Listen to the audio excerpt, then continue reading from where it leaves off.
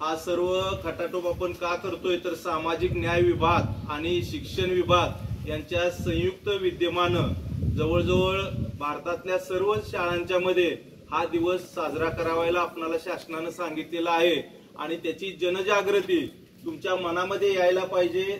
तुम्हाला संविधानाबद्दल आदर आपुलकी वाटली पाहिजे।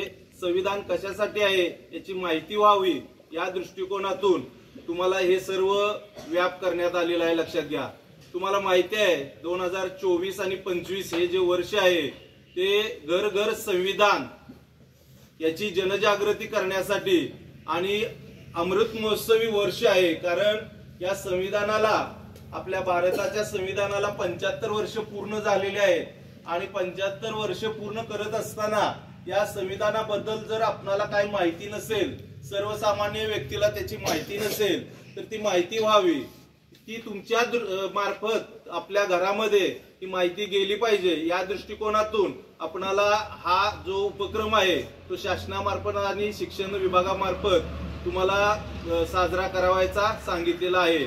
त्याच दृष्टिकोनातून शासनानं आणि शिक्षण विभागानं पूर्ण महिनाभर या कार्यक्रमाची रूपरेषा आखलेली आहे। लक्षात घ्या, या कार्यक्रमामध्ये तुमच्याकडून वक्तृत्व स्पर्धा घेण्यात याव्यात, निबंध स्पर्धा घेण्यात याव्यात, व्याख्याने आयोजित करावीत, त्याचबरोबर परिसंवाद आयोजित करावेत।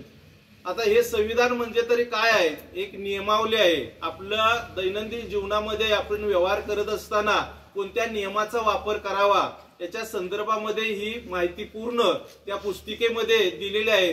तुम्हाला माहिती आहे कुठल्या कलमानुसार काय करता येतं, त्याच्या संदर्भामध्ये प्रत्येकाच्या घरोघरी जशी ज्ञानेश्वरी हा ग्रंथ, भगवद्गीता हा ग्रंथ जसा असतो किंवा बायबल, कुराण हे जे ग्रंथ असतात तसं संविधान सुद्धा प्रत्येकाच्या घरी असलं पाहिजे।